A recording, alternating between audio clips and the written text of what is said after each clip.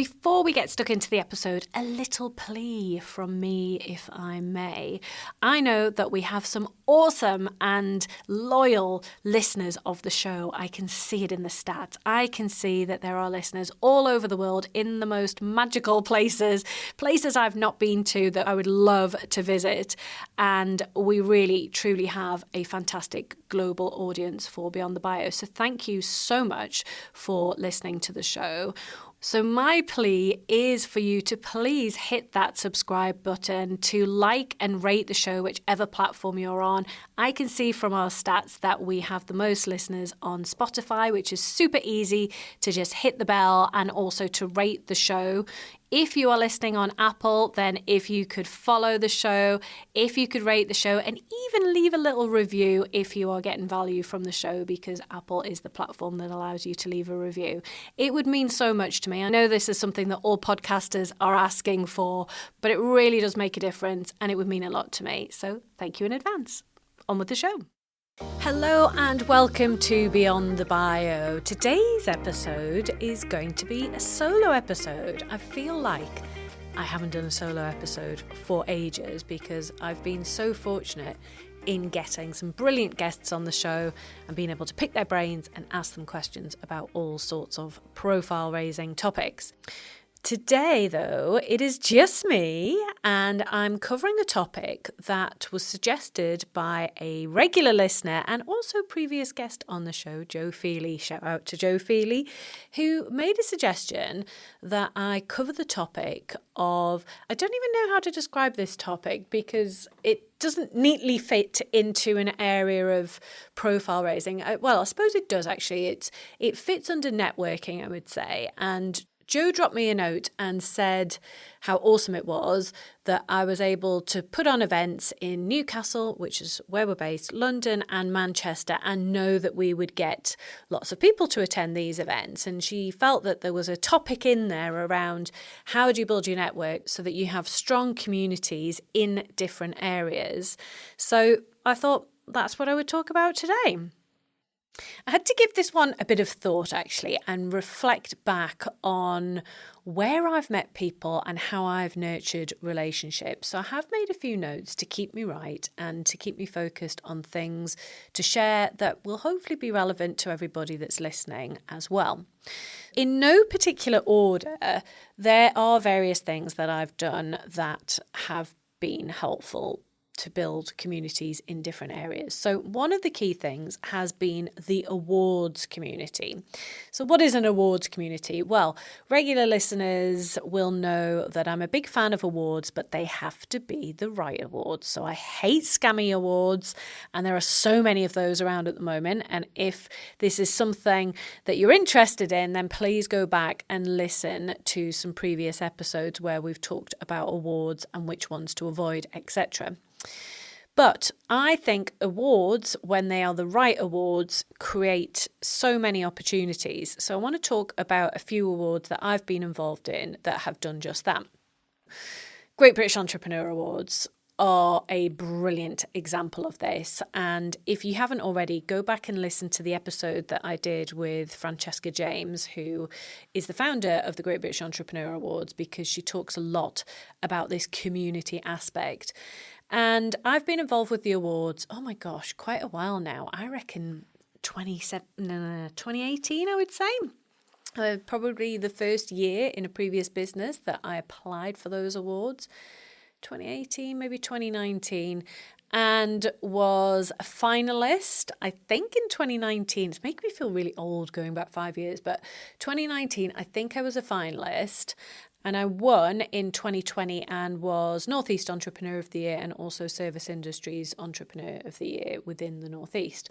So I have been involved for quite a while. And since then, I haven't re-entered those awards because I feel like once you've won them, it's nice to let somebody else have a go. But I have stayed involved with the community by judging, and I have judged the Great British Entrepreneur Awards every year since, which is super fun and lets me see all the cool stuff that people are doing within the region. But the reason why I particularly love these awards is that they are beyond just awards. It is genuinely a community. We see the organisers arranging events. So they run Ideas Fest, which is the Glastonbury for business, and a brilliant couple of days of inspirational speakers and just a fantastic community of entrepreneurs. I attended the first one a couple of years ago.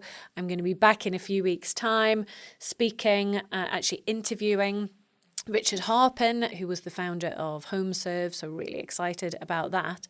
And that is a brilliant event because high quality, exciting, enthusiastic entrepreneurs all hanging out. So a great way to meet people and develop those relationships.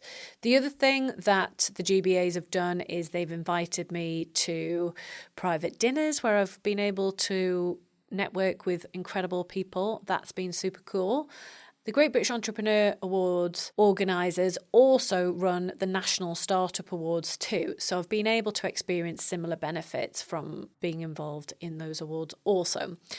So what does that mean in terms of that wider reach? Well, because these are regional awards, and I don't always judge the Northeast because sometimes there's a conflict around people that I know or clients, etc.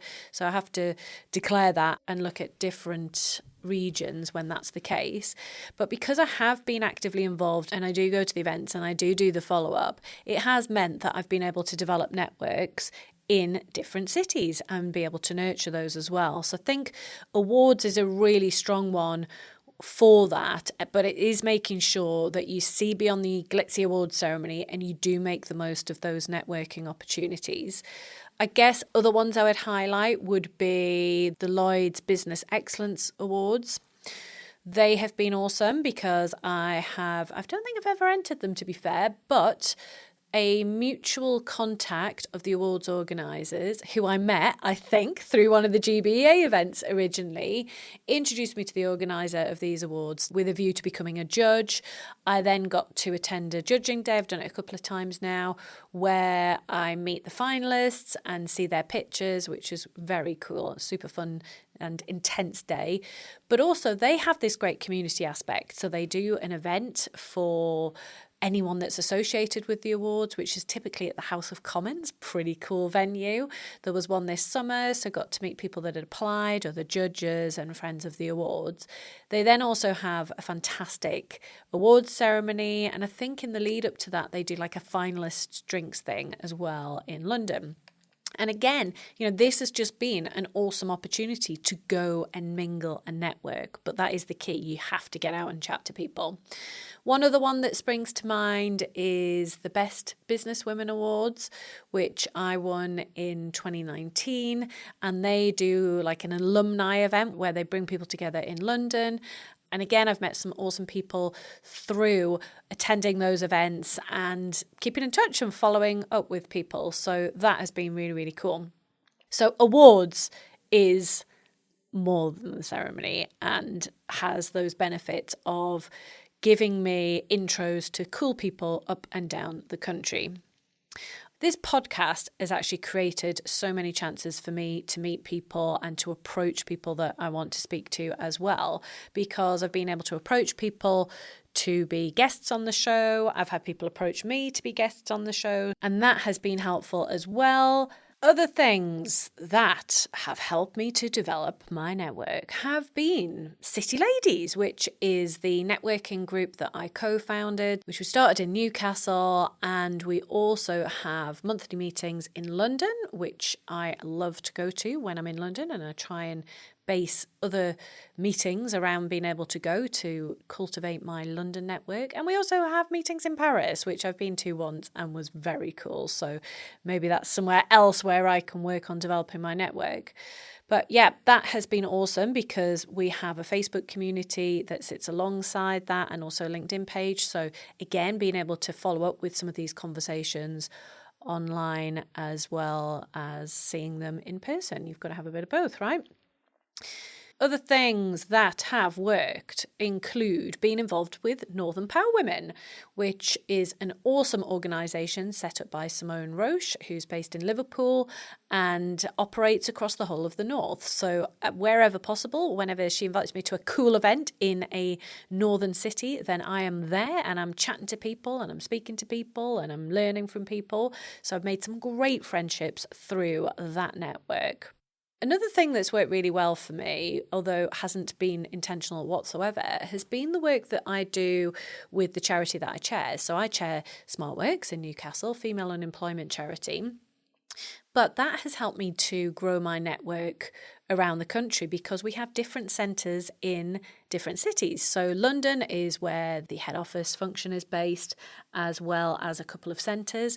And we've got centres in Manchester, Birmingham, Scotland, Leeds and Reading. So I've been able to build relationships with the chairs of the other centres, which again has expanded my network further. So, when you talk about getting involved with charities as a trustee, that is a huge benefit that comes with that type of work, which you don't really think about, because when you volunteer for a charity as a trustee or in any other context, you're usually thinking about the purpose of the charity and how that aligns with you, which is absolutely a win for me with SmartWorks and is why I got involved in the first place. But the unexpected benefit has been that community aspect and being able to make friends with the other chairs and meet with other trustees from different centres, as well as our colleagues at group level based down in London. So that has been super helpful. Also, something else that I have been a huge fan of over the years is saying yes to cool things. Now, if we're connected on social media, you might know that I've been trying to say no to more things this year, and that is absolutely still the case. I'm being really picky about stuff that I'm getting involved in because you can't do it all, and I am at a point now where I am very fortunate in being invited to lots of different things, but you could get to a point where you're just a full-time networker and that's all you do. So you do have to be more selective as your profile grows. But saying yes to cool events is always going to be part of my strategy. So some examples of cool things that I've done over the last year. So last year I received an invitation from the Sheriff of London to go to a special lunch for International Women's Day that was being held at the Old Bailey. And what the Sheriff wanted to do was to bring together some women within business and also some female judges so that we could chat and learn from each other, because what I learned from going to that lunch was that there are lots of women in law at those entry-level stages, but as you progress through the promotion levels within law, that balance between men and women at those more senior levels becomes a lot more unbalanced the higher you go. So they wanted to learn from what was going on in business. And that was one of those invitations where you just can't say no. If you can make it, you want to go to that. It was cool. We had such a brilliant discussion around the dinner table. I really, really enjoyed it so much. And we got to go and observe a trial that was taking place that day in the Old Bailey. So super fun day out, but also had the huge benefit of me being able to speak to the Sheriff of London and be able to speak to him about things that he was involved in, and also to the other women attendees around the table. I had some brilliant conversations. I had such great conversations with them, to the point where I am still in touch with some of those women now over a year later. And it's been fantastic to strengthen my network in London. Last month, I was invited to do a 9 Others dinner. This invitation came totally out of the blue from one of the founders of 9 Others. If you've not heard of this concept, it is a dinner that is put together to bring together founders, connectors, investors, to have a private dinner together where they can share challenges and help each other. This intrigued me enough to get me to attend.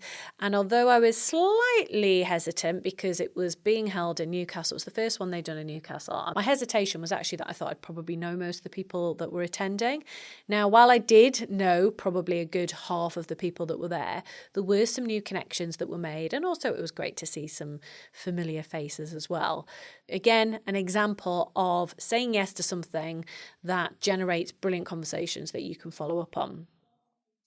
Another great thing for building your network is doing relevant courses and business accelerators, which is something that I did a lot of in my previous business. So I went on a business retreat in Palma with the Female Entrepreneur Association and met women from all around the world at that, probably most of which I'm still in contact with today, and that was back in 2017.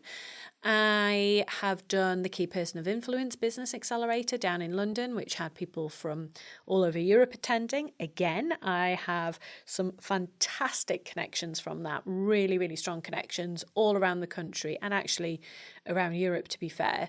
So that has been awesome too.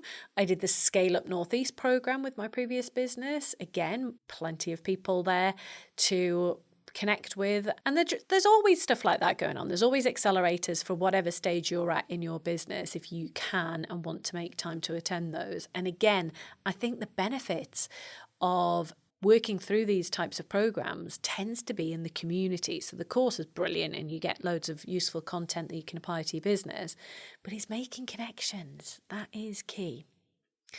Now, to bring it all together, I guess you've got to look at social media, haven't you? So I often say that social media shouldn't be the only thing that you use to raise your profile. Instead, it should be something that you use at the end when you're doing all of this cool stuff that adds together to raise your profile. For me, I have had different phases of platforms working well for me. So I used to be really into Twitter. I made some brilliant connections. And to be fair, I've done business through connections that I've made on Twitter, so that has worked. However, at the moment, I would say for me, it's probably a tie between LinkedIn and Instagram. So although I have a lot more connections on LinkedIn, I am finding that it's just a bit easier to do those follow-ups on Instagram, maybe because I quite enjoy the platform. I mean, I enjoy LinkedIn. I do enjoy LinkedIn. But yeah, those two platforms are useful because if you're posting good quality content, what I tend to find happens is you do a post that will do well. Even if it doesn't do well, most posts generate some level of discussion and then people will reach out. You'll find them in your messages and they'll reach out as and when there's an opportunity to build that relationship, to meet up, to have a conversation, etc. So I am pretty good at following up on those things as well. And I've definitely made great connections all over the world through social media, which has been awesome.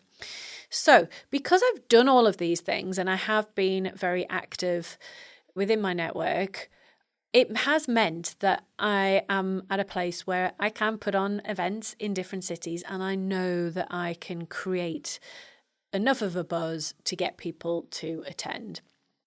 So I hope that's been useful in terms of explaining my strategy, although it hasn't been an intentional strategy, to build my network, to build my community, and to make sure that I do have strong networks around the country.